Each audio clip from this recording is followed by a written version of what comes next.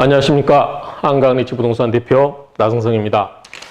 이번 시간에는 양도세, 양도소득세에 대해서 제가 공부를 한번 해서 제가 같이 공부한 바를 저의 손님들과 또는 이 정보가 필요하신 분들과 함께 나누고자 합니다.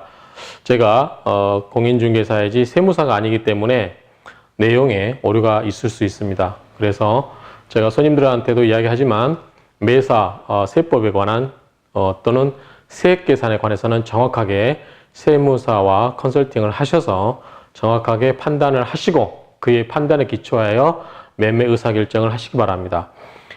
그렇지만 우리가 하나도 어떤 내용을 모르는 상태에서 세무사에게 상담을 받는다 할지라도 그게 크게 도움이 되지 않을 때가 있습니다. 따라서 저희는 공부한다는 생각으로 이 양도소득세에 대해서 한번 같이 개념 정도 가볍게 공부를 같이 했으면 좋겠습니다.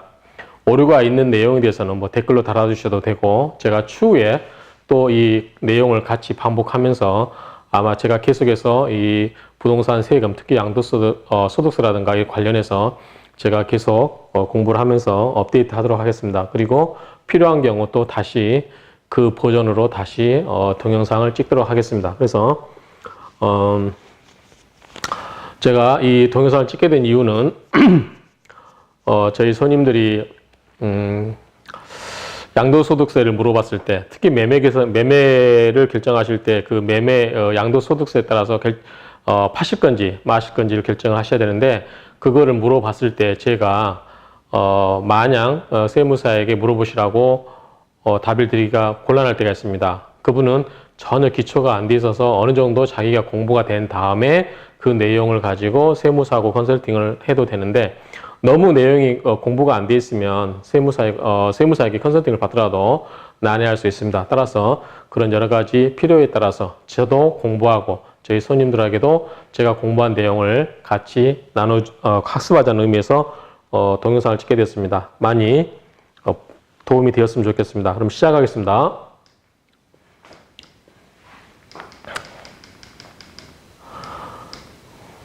자, 양도소득세법상의 양도의 범위를 보도록 하겠습니다.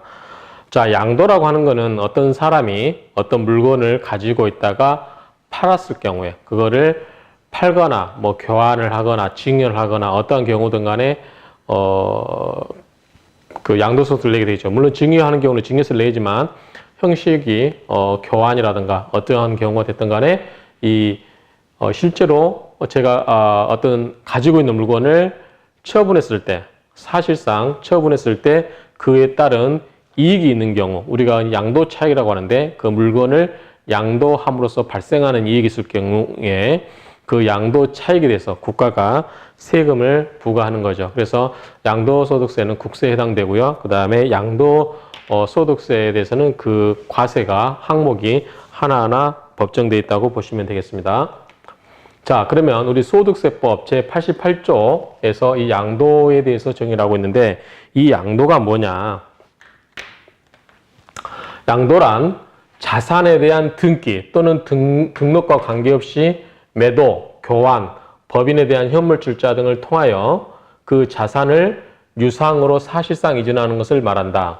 이 경우 대통령을 정하는 부담부 증여의 채무에 해당하는 부분은 양도로 보며 다음 항목에 해당하는 경우는 양도로 보지 않는다라고 되어 있는데 쉽게 이야기해서 뭐냐면 양도라고 하는 것은 자산에 대한 등기나 등록에 관계없이 사실상 이전을 한 경우 예를 들어서 매도, 교환, 법인에 대한 현물 출자, 대물 변제, 경매, 수용 등으로 인한 양도 등 그것으로 인해서 유상이라 하기 때문에 유상이기 때문에 돈을 대가를 받는다는 의미입니다. 유상이라고 하는 것은 대가를 받는다. 만약에 무상이다. 그러면 공짜로 주는 거죠. 그럼 이건 증여가 되는 거죠. 그렇죠? 자, 양도소득세는 유상으로 주는 경우에 해당된다. 그래서 유상으로 주는 경우에 되는 거고 그 다음에 사실상 이전이 다 된다. 자, 사실상입니다. 사실상 이전이 돼야 된다. 자, 등기 등록 필요 없고요. 실제로 그 물건이 이전을 해야 된다. 실질적으로 이전하고 있으면 등기를 치지 않았다 하더라도 그게 양도소득세가 발생할 수 있다는 뜻입니다. 그래서 사실상이기 때문에 이 사실상에 반대되는 말은 뭐가 있겠죠? 법률상이겠죠. 법률상은 뭐 등기라든가 이런 걸 의미하겠죠. 등기가 안 돼 있어도 사실상 이전되어 있다라고 하면 양도소득세 대상이 된다. 이렇게 보시면 됩니다.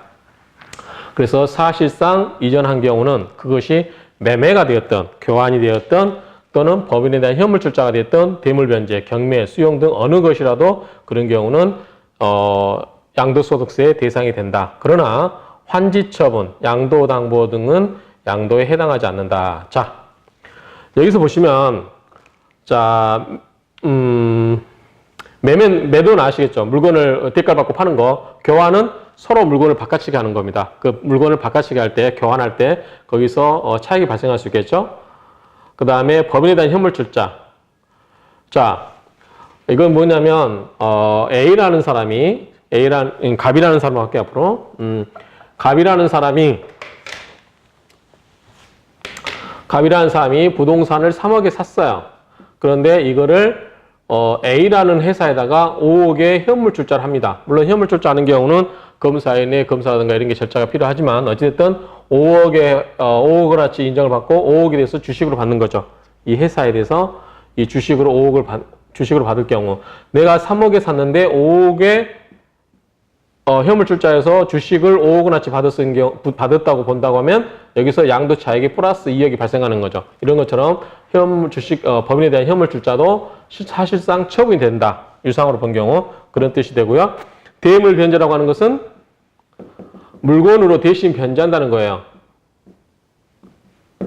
물건으로 대신, 즉 원래는 돈으로 지급해야 되죠. 그렇죠? 돈으로 지급해야 되는데 자, 이럴 경우 아까 얘기한 것처럼 내가 3억에 산 땅이 있어요. 자, 땅이 있습니다. 땅이 있는데 내가 어떤 사람에 대해서 채무가 있어요. 5억짜리 채무가 있어요.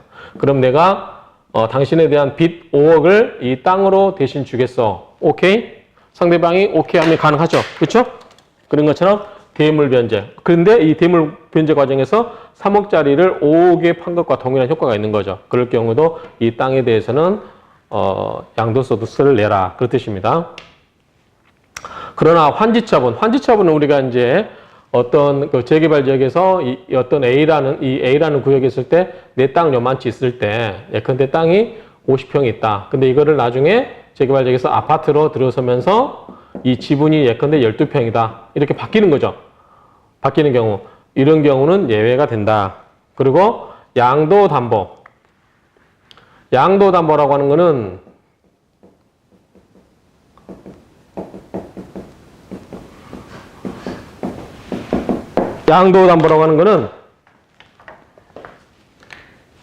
원래 목적은 뭐죠? 담보 목적이에요. 담보 목적. 자, 내가 A라는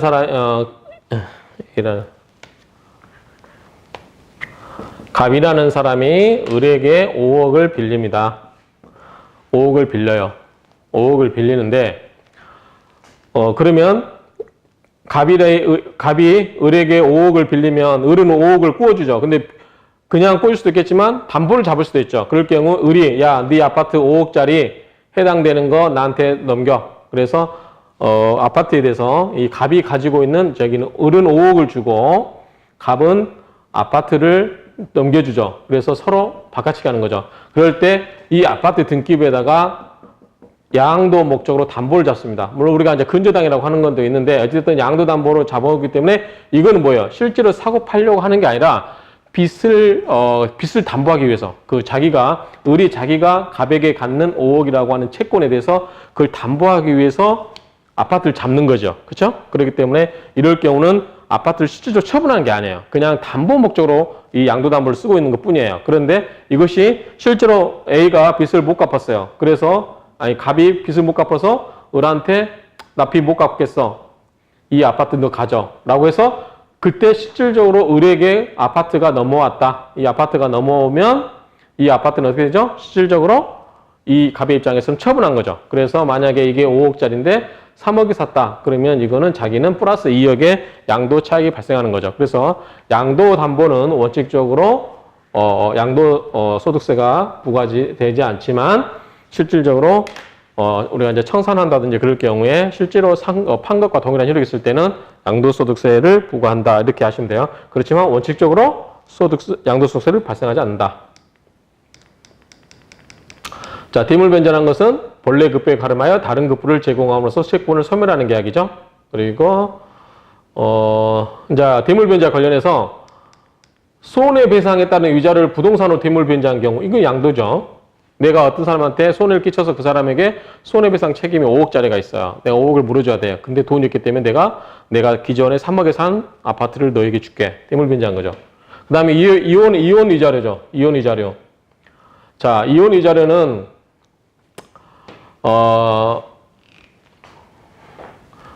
남편이 여자 부인에게 이혼해서 A 가지고 있던 A, B 아파트 각각 있는데 5억짜리를 이 자기 부인에게 넘겨주는 거죠. 그렇지? 이럴 때는 증여가 아니죠. 증여가. 왜? 이혼이라고 하는 그러한 사유에 의해서 남편이 부인에게 부담하고 있는 채무죠. 위자료 지급 채무라고 하는 걸 가지고 있는 거를 대신 주는 거예요. 자, 증여는 아무 원인 없이 그냥 주는 걸 수도 있겠죠. 그렇죠? 남편이 부인에게 그냥 주는 건데 위자료 같은 경우는 줘야 될 채무가 있는 거를 대신 부동산으로 준 거기 때문에 이런 경우는 증여가 아니라 양도로 본다. 그다음 환지처분은 도시개발법이나 그 밖의 법률에 따른 환지처분으로 지목 또는 지번이 변경되거나 보류지로 충당되는 경우에도 양도로 보지 아니한다. 자, 152조에 있습니다. 이게 소득세법일 건데요. 자, 152조에 환지 등의 정의 내용이 되어 있습니다. 이걸 한번 보시고요. 보류지도 한번 보시기 바랍니다. 자, 이건 아까 설명드렸어요. 양도담보는 원래는 담보 목적이기 때문에 양도가 아니지만 실질적으로 빚을 갚지 못해서 양도담보가 실제로 소유권을 넘겨주는 경우가 된 경우는 그거는 양도로 본다. 당연한 거겠죠? 빚 대신 넘겨주는 거니까 대물변제라고도 볼 수 있습니다. 자, 부담부증이라는 것은 자, 아버지가 아파트를 시가 5억짜리를 넘겨줍니다. 아들한테 넘겨줍니다. 그런데 여기에 채무가 2억이 있어요. 은행 이자가 은행에 담보 잡혀 있는 채무가 2억 있어요. 2억이 끼어 있는 아파트 5억짜리를 자식에게 넘겨주었을 때, 증여했을 때, 자, 이 수증자 입장에서는, 즉, 이걸 받은 사람 입장에서는, 2억과 3억으로 나누죠. 근데 3억은 증여를 받았지만 2억은 뭐예요? 실질적으로 내가 채무를 껴안고 받는 거죠. 그래서 2억은 뭐예요? 내가 앞으로 갚아야 하기 때문에 이거는 양도가 되겠죠. 이건 양도되는 겁니다. 이 A라는 갑의 입장에서 보면, 그런데 이 3억은 증여받은 거겠죠. 그럼 이거는 증여세, 이거는 양도세. 이렇게 되겠죠. 아버지 입장에서는요. 그런 뜻입니다. 이건 나중에 케이스 나오니까 그때 보도록 하겠습니다. 그 다음에 양도소득세 과세 대상 자산에 보면, 자, 부동산은 토지와 건물이 있겠죠. 그 다음에 부동산에 관한 권리로는, 자, 첫 번째, 부동산을 취득할 수 있는 권리, 분양권이 있습니다. 분양권. 자, 건물이 완성되는 때 그 건물과 이에 부수되는 토지를 취득할 수 있는 권리다. 토지 상환 채권 또는 주택 상환 채권 이런 게 있습니다. 그 다음에 부동산 매매 계약을 체결한 자가 계약금만 지급한 상태에서 양도하는 권리도 부동산을 취득할 수 있는 권리다. 이렇게 보시면 돼요. 이럴 경우도 양도세를 내야 된다. 이렇게 보시면 됩니다. 이거는 우리가 이제 그런 경우 생각될까요? 예컨대 10억짜리 아파트를 사기로 했어요. 근데 이제 계약금 1억을 넣습니다. 계약금 1억. 그런데 이 갑이 을에게 1억만 지분 상태에서 포기했어요. 그리고 이 갑이 정에게 10억짜리 아파트를 11억에 팔기로 했어요. 그러면 1억 차익이 발생한 거죠.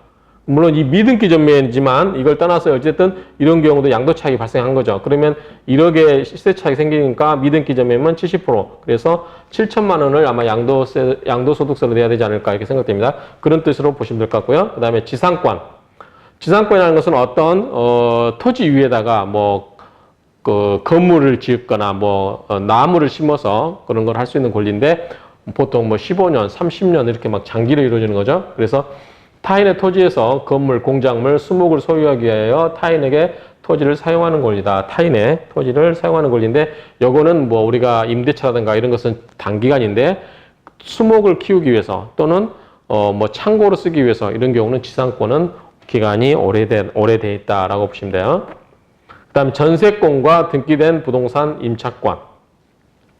자, 전세권이라는 것은 전세금을 지급하고서 농경지를 제외한 타인의 부동산을 사용 수익하고 전세권이 소멸하면 후순위 권리자보다도 전세금의 우선 변제를 받는다. 이 전세권은 물권입니다. 물권, 이건 뭔 뜻이냐면 물권은 누구에나 대항하는 거예요. 그래서 이 전세권은 물권이고 이거는 전세권 설정 등기가 되어 있어요. 등기가. 그래서 이 전세권은 등기가 되어 있는 것은 물권이다. 이렇게 보시면 되고요. 그래서 우리 부동산 임대차, 여러분들 우리가 흔히 말하는 그 전세 월세 있죠. 이건 임대차는 채권이에요. 채권. 근데 여기에다가 확정일자를 받고 전입신고를 하게 되면 뭐 한 것과 동일한 효력이 있다? 등기한 것과 동일한 효력이 있다. 그래서 뭐다? 이거는 주택임대차법에 물권법처럼 이 물권처럼 누구나 대항할 수 있게끔 이 세입자를 보호하기 위해서 만든 제도다. 이렇게 생각하시면 돼요. 확정일자라고 하는 거는. 그 다음에 임대차는 당사자 일방이 임차인에게 목적물을 사용 수익하게 하고 그 대가로서 상대방이 차임을 지급할 것으로 약정하면서 성립하는 뭐다? 계약이다. 그래서 임대차는 뭐다? 채권이다.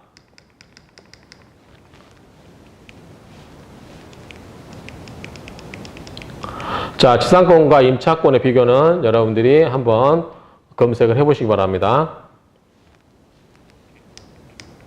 쭉 한번 보시고요. 넘어가겠습니다.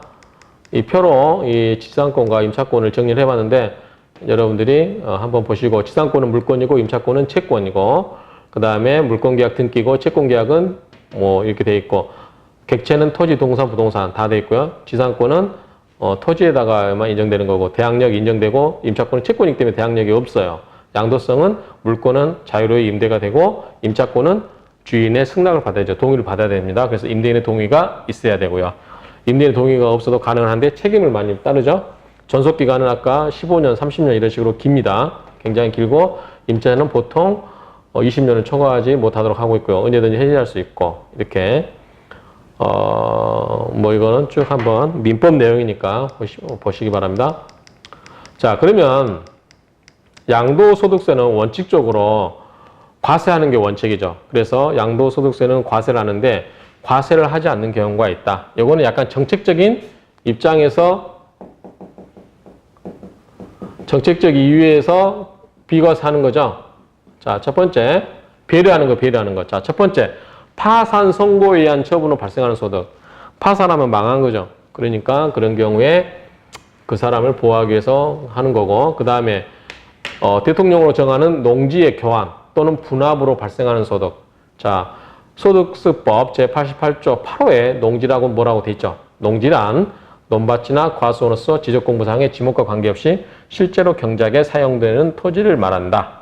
이 경우 농지의 경영에 직접 필요한 농막, 퇴비사, 양수장, 지소, 농도 및 수로 등에 사용되는 토지를 포함한다.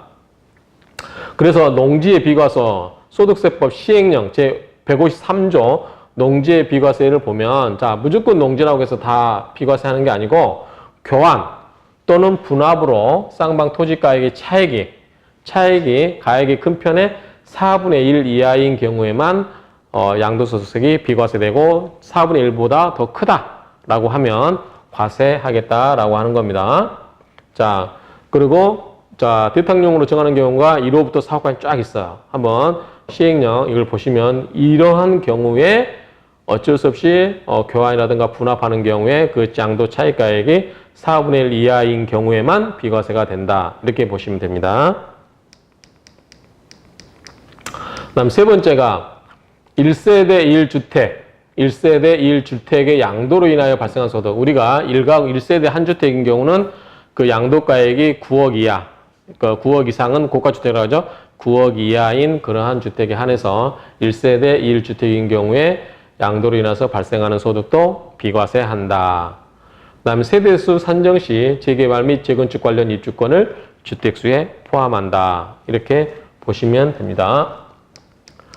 자, 소득세법 제89조. 자, 사항에 보면 조합원 입주권의 양도로 법정 요건을 충족한 양도소득은 비과세한다. 자, 소득세법 제89조. 쭉 보면 아까 이 사유가 있죠. 네 가지. 이러이러한 경우에 비과세한다. 라고 보시면 됩니다. 여기서 4호를 한번 보도록 하겠습니다. 자, 조합 입주권을 일개 보유한 1세대.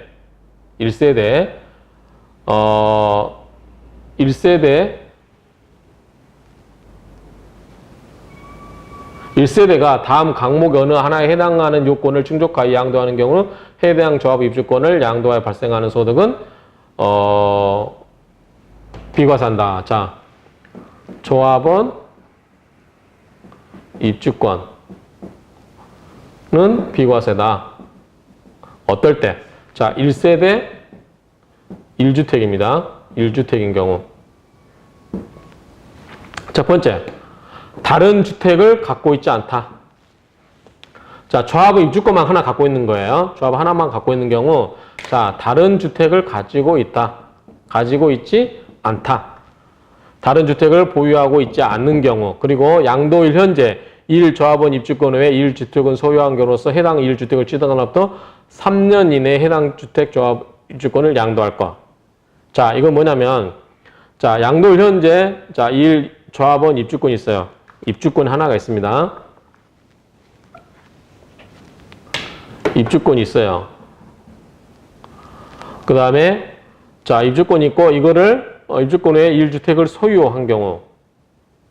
자, 1주택을 하나 소유한 경우, 주택도 하나 있고, 입주권도 하나 있는 상태에서 이 입주권을, 주택을 취득한 날부터 이거를 파는 경우. 자, 주택을 취득한 날부터 입주권을 3년 내에 파는 경우. 자, 양도일 현재 1조합 입주권 외에 1주택을 소유한 경우로서 1주택을 취득한 날부터 3년 이내에 해당 입주권을 양도할 거. 이건 이렇게 보면 되겠네요. 그러니까 이거는 순서가 입주권이 먼저라고 봐야 되겠네요. 자, 다른 경우는 나중에 나오니까 입주권을 가지고 있어요. 그런데 이때 주택을 하나 삽니다. 주택을 하나 사요. 그리고 이 3년 내에 요거를 판다. 그런 의미죠. 그래서 이거 3년 이내에 조합 입주권을 양도할 경우는, 이럴 경우는 조합 입주권도 비과세하다. 즉 1세대 1주택이거나 그리고 다른 주택을 가지고 있다 하더라도 이 다른 주택을 사고 나서 그로부터 3년 이내에 입주권을 판매한 경우, 매도한 경우, 이런 경우는, 양도한 경우는 양도세를 내지 않는다라고 보시면 됩니다. 자, 1세대 1주택과 그 부수토지 양도로 발생한 소득. 아까 원래 1세대 2주택은 세금 안 낸다고 했죠. 자, 1세대가 양도일 현재 국내에 당해 양도주택 하나만 갖고 있어야 돼요. 자, 1세대 1주택. 두 번째, 9억 초과가 안 될 거. 9억 이하일 거. 그 다음에 보유가 2년이 돼야 됩니다. 그런데 최근에 규제책으로 조정지역 대상, 조정지역은 서울시 같은 경우는 전 지역이 조정지역 대상입니다. 투기지역이죠. 투기과열지역도 있고 투기지역도 있는데 어쨌든 조정대상 지역에서 조정지역 대상에 있는 주택을 간 경우는 2년 거주도 해야 된다. 자, 취득 당시 조정 대상 지역에 있는 주택의 경우는 보유 기간 중 2년 이상 거주해야 한다라고 이렇게 이해하시기 바랍니다. 그래서 1세대 1주택은 원칙적으로 과세하지 않는데, 자, 9억 이하에 되고요. 고가주택인 경우는 세금 부과합니다. 9억 초과분에 대해서 합니다. 그리고 보유는 2년 이상 가지고 있어야 되고, 그 다음에 그 주택 취득 당시에 조정 대상 지역에 있다라고 하면 보유 기간 중에 2년은 반드시 거주를 해야 된다라고 보시면 돼요. 자, 보유 기간은 2년 있어야 되고, 조정 대상 지역이 아니면 보유 2년 아니면 끝나는 거예요. 근데 조정 지역에 있는 주택 같은 경우는 이 보유 2년 중에 거주를 반드시 2년을 해야만 비과세를 시켜준다라고 보시면 됩니다. 자, 소득세법에서 주택수를 계산할 때 조합원 입주권을 주택으로 취급한다. 따라서 1세대가 주택과 조합원 입주권 두 개를 보유하다가 그 주택을 양도하는 경우에는 비과세를 적용하지 아니한다. 다만 주택 재건축 사업 또는 주택 재개발 사업의 시행 기간 중 거주를 위하여 주택을 취득하는 경우 대통령이 정하는 부득이한 사유권을 제한한다. 이건 뭐냐면 우리가 대체주택이라고 그래요. 대체주택. 한자로 이렇게 썼는지 모르겠네요. 대체주택. 이런 대체주택 같은 경우는 재개발할 때 우리가 건물을 부수고 이사를 가면 살 데가 있어야 되잖아요. 그런 경우에 전세나 월세로 갈 수도 있겠지만 주택을 사서 갈 수도 있어요. 그래서 주택을 사서 가는 경우는 우리가 대체주택이라고 하는데 그런 대체주택은 이제 나중에 요건이 되겠지만 재개발이 끝나고 거기에 입주를 해서 3년 이내에 팔면 비과세가 된다라고 보시면 됩니다. 물론 고가주택가는 아니겠죠? 자, 1세대 요건 한번 보도록 하겠습니다. 자, 그러면 1세대가 뭐냐? 자, 1세대 88조에, 자, 1세대로 88조 제6호에 1세대라고 하는 것은 거주자 및 그 배우자가 그들과 같은 주소 또는 거소에서 생계를 같이 하는 자와 함께 구성하는 가족 단위를 말한다. 그러니까, 거주자 및 배우자죠. 그래서 원칙적으로는 뭐예요? 부부예요, 부부. 거주자가 플러스 및 배우자죠. 그러니까 혼자 사는 사람은 안 되는 거죠. 원칙적으로는. 그렇지만 예외로 뭐가 있다? 혼자 사는 경우도 자, 해당 거주자가 30세 이상인 경우. 자, 30세 이상이면 1세대가 될 수 있다. 그 뜻이에요. 원칙적으로는 그 어떤 특정 지역의 거주자로서 가족이 함께 사는 경우, 그 직계비속이라든가 마찬가지겠죠. 이런 경우도 함께 사는 가족 단위를 말하는데 원칙적으로는 가족이다. 그런데 예외적으로 혼자 살아도 30세 이상이거나 그 다음에 이번에 원칙적으로 아까 배우자라고 했잖아요. 근데 배우자가 없는 경우는 뭐예요? 배우자가 사망했거나 이혼하는 경우죠. 이런 경우는 1세대에 속한다. 그리고 3호 같은 경우는 이제 중위소득 40% 수준 이상으로서 뭐 여러 가지가 있는데 이거는 크게 뭐 한번 읽어보시면 될 것 같아요. 우리가 기본적으로 아는 거는 자, 1세대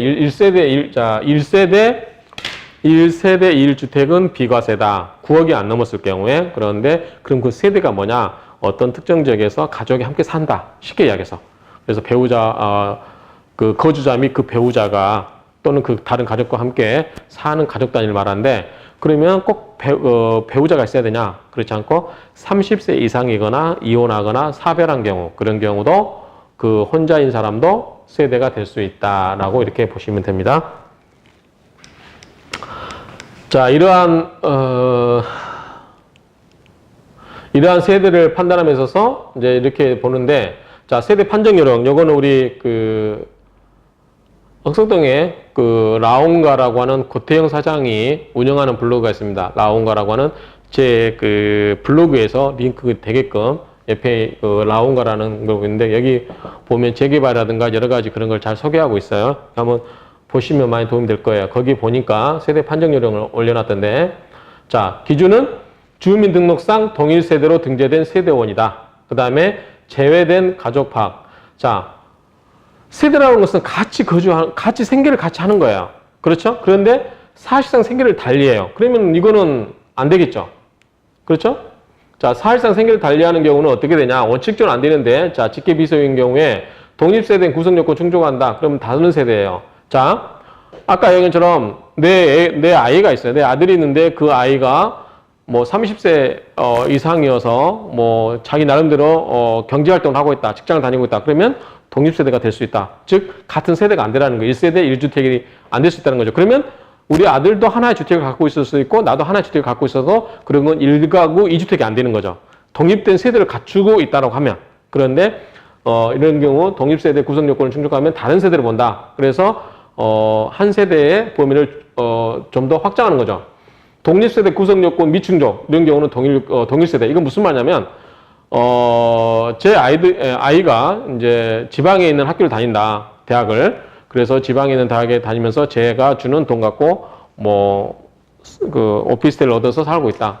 그런 경우는 따로 살고 있지만 취학 목적으로 어떤 학업 목적으로 나가서 사는 경우는 독립세대가 아니죠. 결국은 걔도 독립세대가 아니고 내 세대원이 된다. 그 말은 내가 주택 하나 갖고 있고 우리 아들이 지방에 아파트 하나 갖고 있다. 그러면 뭐요? 1가구 2주택이 된다는 거예요. 그래서 내가 내 집을 팔거나 우리 아들 집을 팔 때는 양도소득세를 낸다 안 낸다?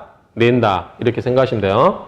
자, 일시적인 태거 사유, 군 입대, 질병 등 요양대 이런 건 당연히 동일세대죠. 아들이 군대가 있습니다. 아들이 제 세대원 아닙니까? 세대원 되는 거죠. 이런 경우 되는 거고.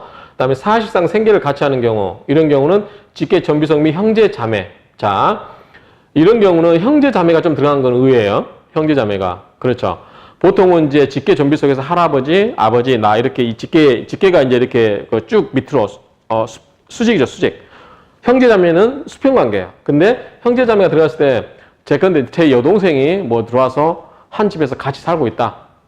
그런 경우는 동일세대로 본다라고 하는 거죠. 그다음에 경제적인 독립체. 그렇지만 제 집이 뭐 예컨대 3층짜리 건물이 있어요. 3층짜리 다가구가 있어가지고 1층, 2층, 1층은 제 동생을 주고 2층, 3층은 저하고 제 애들 산다. 그럴 때 1층에 밥도 따로 해 먹고 걔가 우리 동생이 번 거는 자기가 알아서 다 써요. 신용카드 같은 거 사용내 보면 다 알잖아요. 같이 경제적 공동체로 볼 수 없다. 그런 경우는 독립세대로 본다. 그래서 이런 경우는 다른 세대죠. 다른 세대로 인정받는 게 좋은 거죠, 실은. 그런 경우에 이제 제 집에 3층짜리 집에 2층, 3층 집에 제가 살고 있고 집 하나 갖고 있죠. 그다음에 제 동생이 1층에 와서 살고 있다. 그런데 제 동생이 다른 데 아파트가 하나 더 있다. 그러면 제 동생이 여기 와서 산다고 했을 때 동일세대로 봐버리면 1가구 2주택에 대해서 제 동생이 주택을 팔거나 제가 주택을 팔을 때 어떻게 돼요? 양도소득세를 내야 되니까 불리한 거예요. 그렇죠? 그런데 따로따로 산다고 해서 독립세대로 볼 수 있다. 그런 경우는 각각 세대가 분리되어 있기 때문에 각각 하나씩 갖고 있는 거기 때문에 양도소득세를 내지 않는다라는 의미입니다. 그 다음에 주민등록상 세대원 중 사실상 생계를 달리하는 경우, 자, 이런 경우는 독립세대의 구성요건을 충족하게 되면 다른 세대가 되고 구성요건 미충족하면 동일세가 된다. 이렇게 보시면 됩니다. 라온과 공인중개사 사무소 블로그에서 제가 카피를 스크립해 왔습니다. 자, 이혼한 경우 1세대. 자, 이건 뭐냐면 자, 과세는 우리가 세금은 이 세금은 실질과세예요. 실질과세.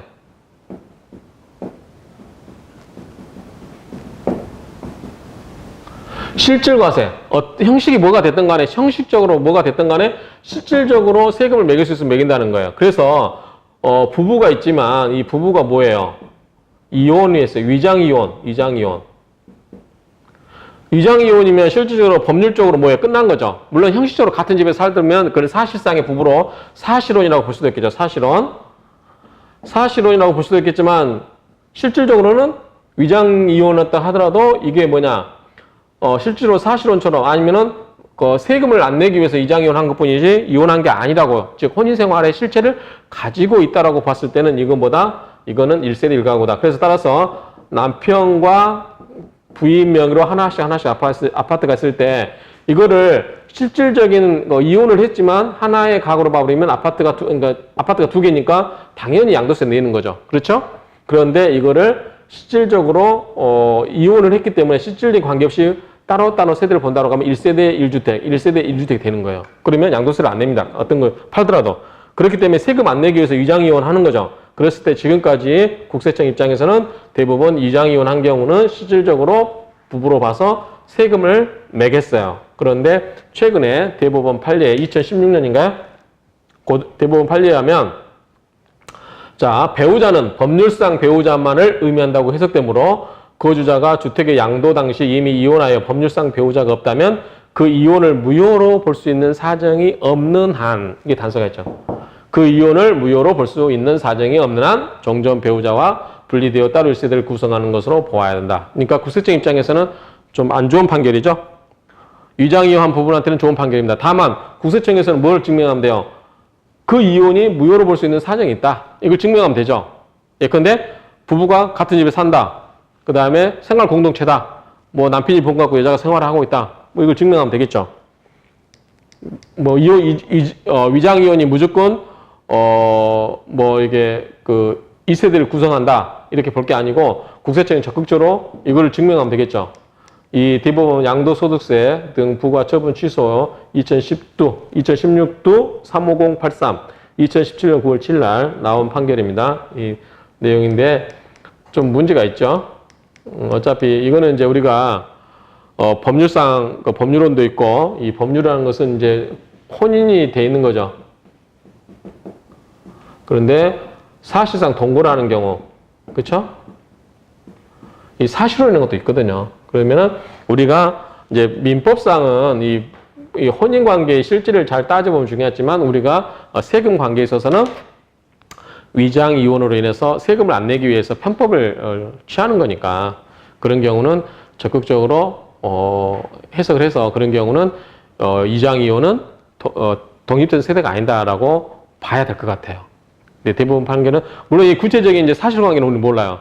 사실관계를 정확하게 알아야만 되는데 그 실질적으로 얼마만큼 이혼을 했느냐, 이혼한 상태로 어느 정도 생활이 별개가 됐냐, 독립된 세대로 볼 수 있느냐 여러 가지 그 구체적인 상황들이 아마 있을 겁니다. 판례 원심의 감면이 있을 거예요. 대부분은 법률심이기 때문에 이런 법적인 측면만 검토를 하는 건데 어쨌든 우리가 사실관계는 파악을 못해요. 사실관계에 따라서 판례가 달라질 수 있는 거거든요. 그렇기 때문에 현재 이 상태에서는 이거를 참고를 할 필요가 있다. 그렇지만 위장이혼이 무조건 1세대 1주택을 피해가는 방법이 될 수 있다라고 단언하기는 힘들어요. 그 사실관계를 우리가 파악을 해봐야 됩니다. 그 다음에 1세대 2주택을 이상을 보유한 경우 다른 주택들을 모두 양도하고 최종적으로 1주택만 보유하게 되는 또 보유기간을 계산한다. 자, 이거는 이번에 우리 규제책에서 나온 거예요. 9.13 대책에 나온 건가요? 자, 이런 거는 뭐냐면 우리가 주택을 A, B, C 3개가 있어요. 3개가 있는 경우 자 3주택이죠. 근데 현재 3주택은 뭐예요? 기본에다가 플러스 20%예요. 자, 이거는 처음에 판 거는 이렇게 20%. 자, 두 번째 판 거는 기본에다가 10%예요. 그러면 자, 옛날에 같으면 자, 2개를 먼저 팔아버렸다. 그러면 C는 하나 갖고 있으니까 양도세를 안 내겠죠. 그렇죠? 안 내겠는데 자, 이때는 옛날에는 그랬어요. 무조건 이 2개를 팔아버리면 이 2개를 팔고 나서 예컨대 B가 요거는 2018년에 팔고 2019년 3월 1일 날 팔았다. B는. 그러면 C는 2019년 4월 1일 날 팔아도 일가구 2주택이에요. 이거는. 왜? 처분 당시에 하나 했으니까. 그런데 이렇게 하니까 양도세를 피해간다. 그래서 어떻게 규제했냐? 요 C 마지막 날 한 주택도 어떻게 된다? 보유를 뭘 해야 된다? 2년을 해야 된다. 자, B를 팔고 난 시점부터 시작되는 3월 2일부터 시작을 다시 해서 2년을 갖고 있어야만 일가구 주택이 된다라고 하는 거예요. 그래서 양도세 혜택을 피해가는 방법을 차단하는 거죠. 그래서 여러 개 주택을 갖고 있는 경우에 여러 개 주택을 갖고 있는 경우도 기존 주택을 다 처분하고 나머지 하나를 바로 옛날 같으면 바로 파는 경우에 일가구 주택 혜택을 받았는데 지금은 그 관계를 다 해소하고 그때부터 다시 2년의 기간을 보유해야 된다라는 뜻입니다. 다만 일시적 2주택. 자, 이사 가기 위해서 임시로 주택을 사고 파는 경우에 2개가 된 경우죠. 일시적 2주택이라고 하는 거는. 그리고 상속, 동거, 봉양 등 부득이한 사유로 인해서 1주택 비과세를 적용받는 주택은 제외한다. 자, 일시적 2주택은 자, 갑이라는 주택을 하나 갖고 있는데 을이라는 주택을 사기 위해서 임시로 갖고 있는 거죠. 그래서 이거는 팔면 되고 그 다음에 상속. 자, 갑이라는 주택을 갖고 있는데 아버지가 돌아가시면서 을이라는 주택을 준 경우, 그쵸? 그 다음에 동거봉양. 자, 내가 갑이라는 주택을 갖고 있는데 아버지가 살아 계시는데 아버지를 내가 어떻게 되게 보시려고. 그래서 아버지 집에 들어가 살고 있어요. 그러면 같이 사기 때문에 뭐예요? 동일세대가 된 거죠. 동일세대가 되는데 그러면 주택이 하나, 2개가 되는 거죠. 그렇죠? 근데 이런 경우는 이렇게 보지 않고 이런 경우는 하나를 처분한 다음에 바로 팔아도 2년 보유 요건을 갖추지 않아도 된다는 뜻이에요. 그래서 이런 경우보다 일시적인 경우, 상속을 받은 경우, 동거봉양. 이런 경우는, 최종 주택을, 여러 개, 지금 2개씩이잖아, 다. 하나의 주택을, 처분하고 다시 2년을 기다려야 되는 건 아니고, 하나의 주택을 바로 처분하고, 나머지 하나가 남았을 때 그거는 2년의 기간에 제한을 받지 아니한다라고 이렇게 해석을 하시면 될 것 같아요. 3번. 그 다음에 이제 주택이에요, 주택. 자, 이거는 주택이 뭐냐면,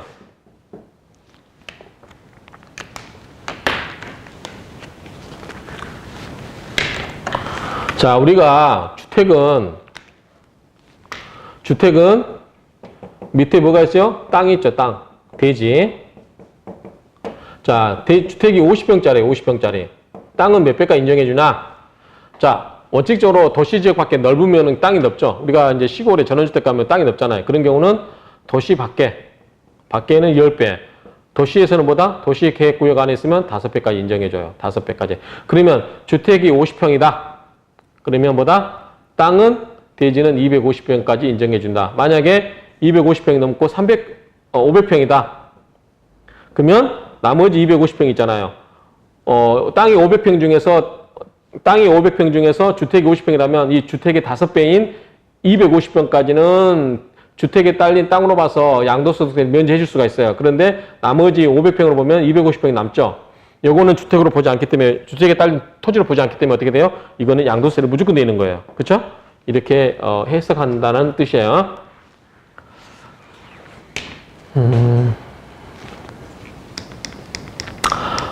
자, 소득세법 85면 주택이란 허가 여부, 즉 허가를 받고 안 받고 상관없어요. 그렇죠? 그래서 허가를 안 받고 지은 주택도 주택이 됩니다. 그리고 공부상의 용도 구분, 공부상이 뭐라고 되든 상관없어요.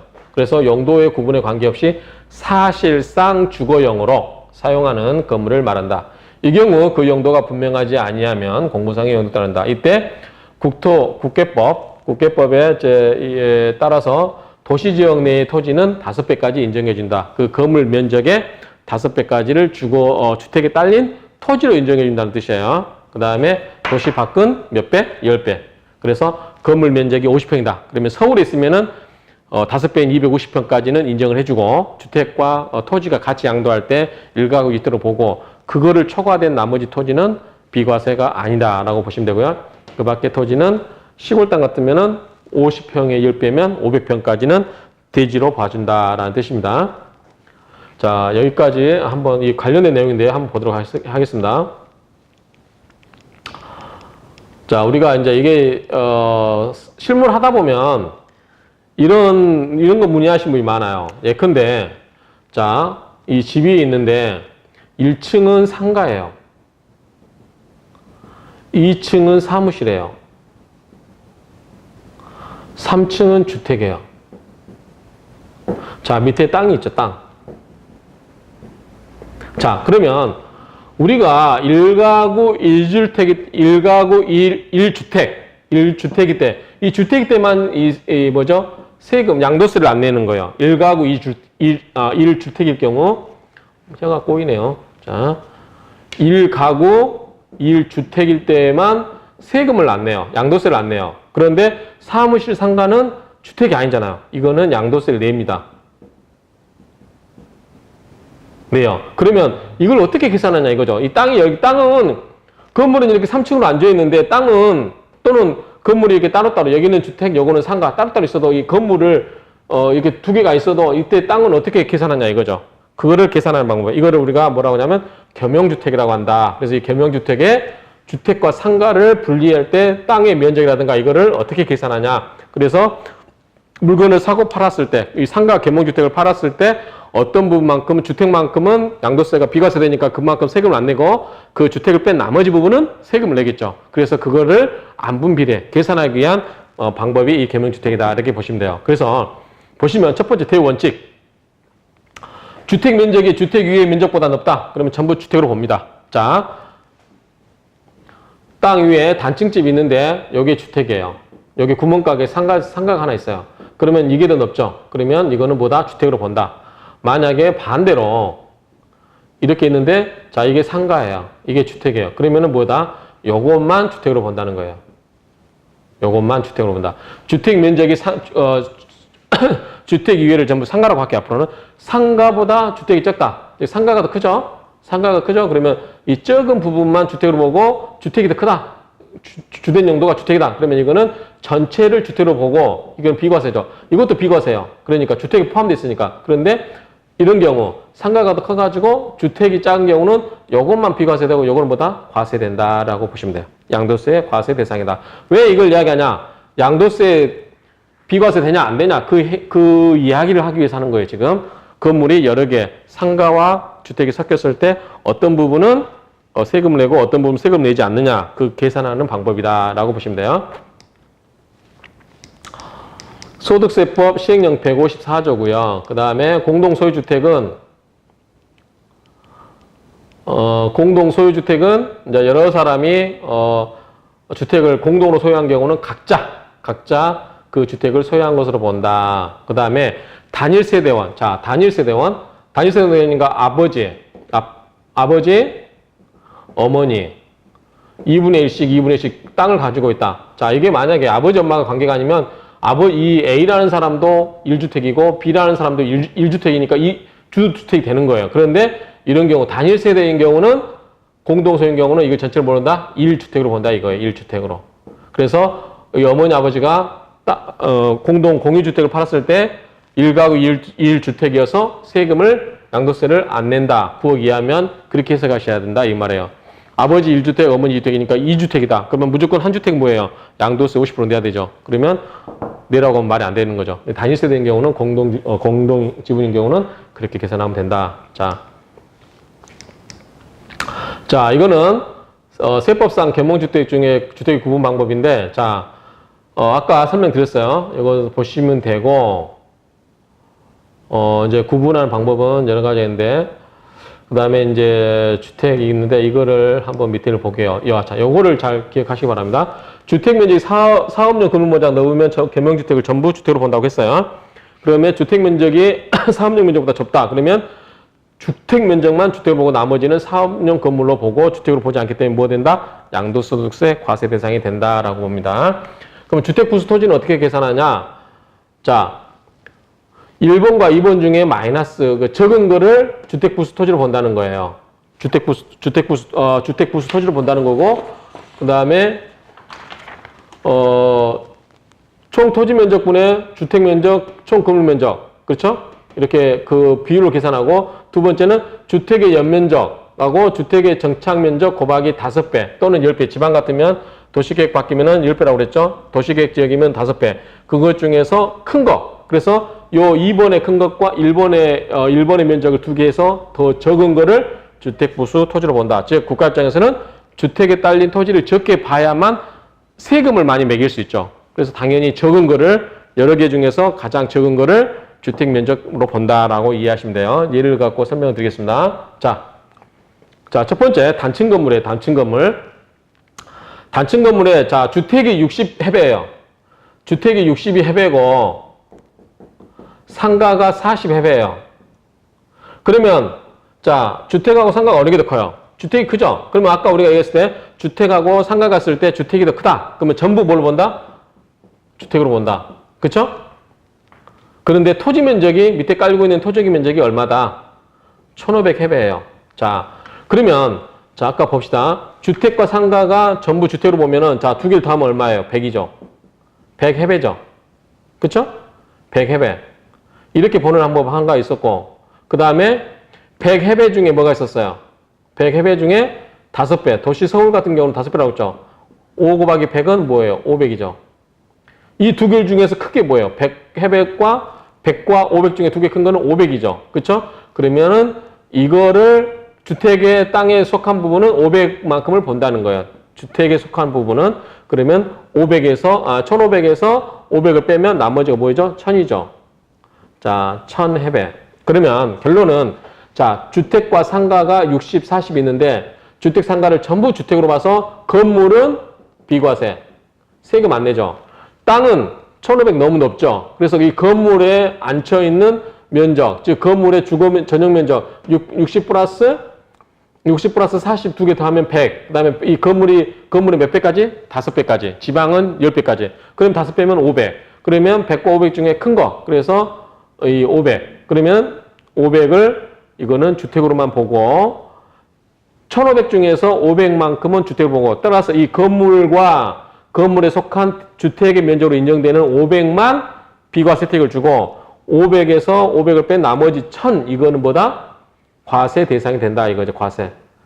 비과세 대상이 아니고 이거는 과세를 하겠다라는 뜻입니다. 그런 뜻이에요.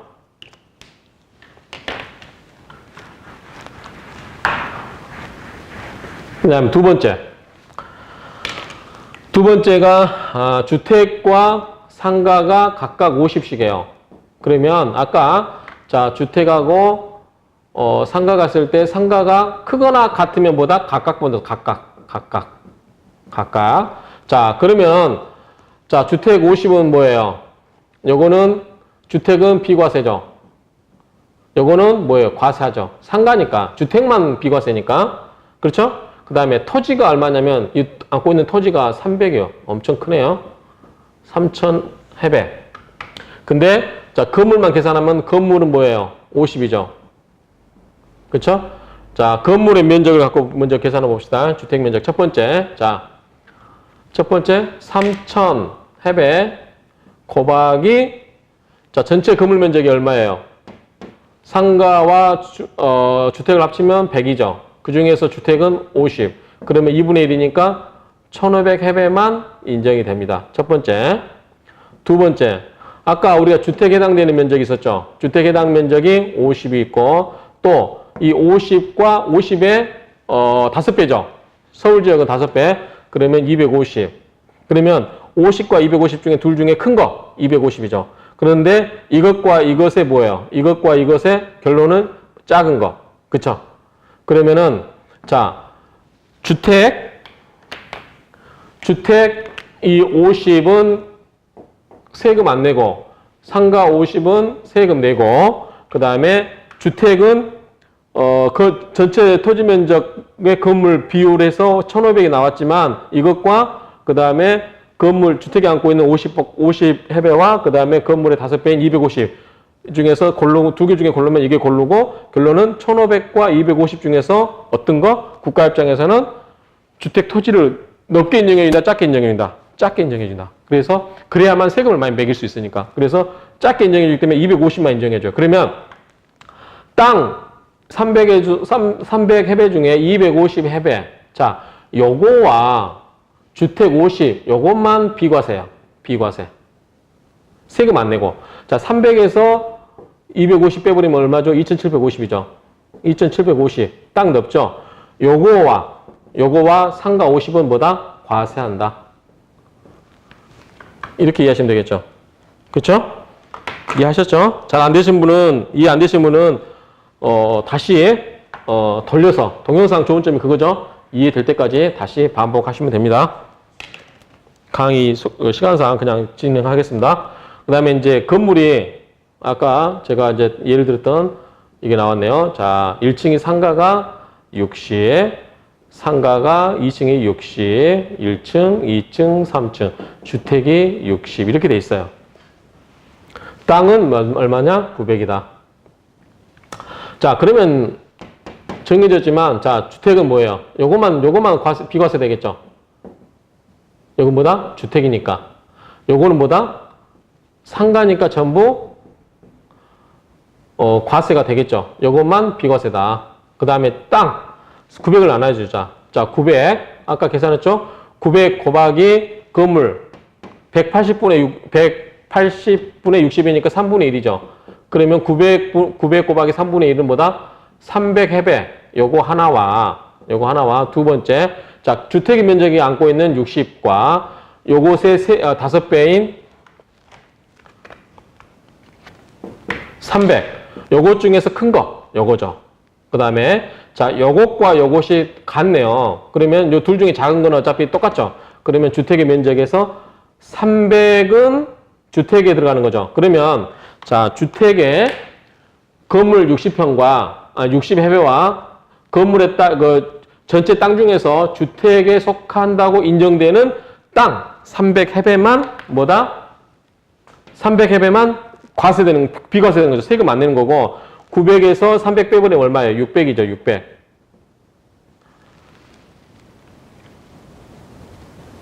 이렇게 안 하였네요. 틀렸네.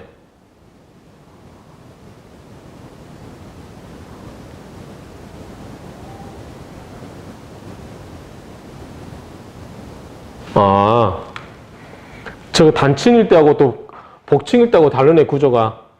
이건 지금 제가 계산하는 건 앞에서 한 것처럼 단층으로 했을 때, 역시 초짜는 티가 나죠? 자, 복층 건물일 경우에 주택 정착 면적. 자, 땅에 아까 우리가 단층일 때는 이렇게, 단층일 때는 건물이 이렇게 앉아있기 때문에 바로바로 나왔는데, 아까 3층인 경우, 이런 경우는 밑에 화살표 표시가 있네요. 자, 이렇게 있는데, 이렇게 60이 있으니까, 자, 이게 땅이 앉아있는 면적은 요거만 해당되는 거죠. 그러면, 자, 건물 정착 면적이 얼마냐면 밑에가 60이죠. 60.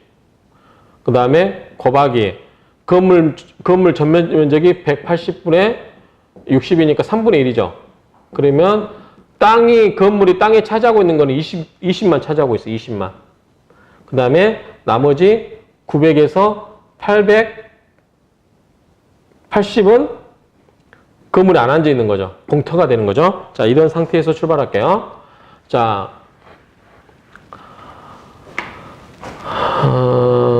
자, 상가 두 개는 과세하겠죠. 과세. 자, 이거는 비과세. 왜? 주택이니까.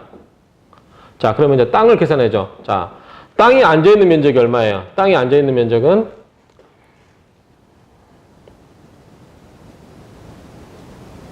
맞는데?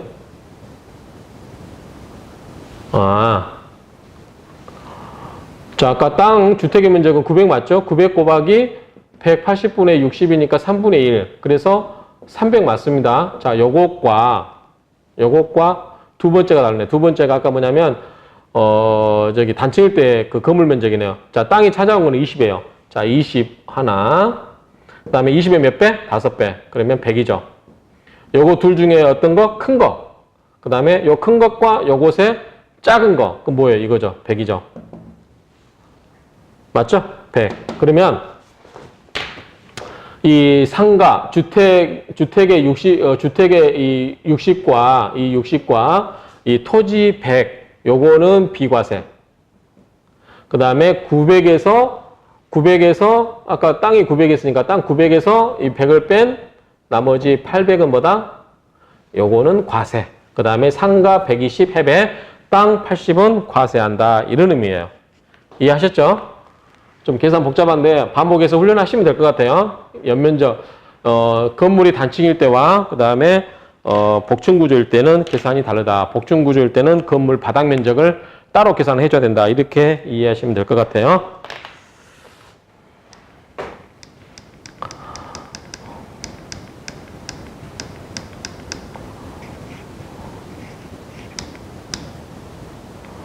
어디서 꺼내야 될지 모르겠네요. 볼까요?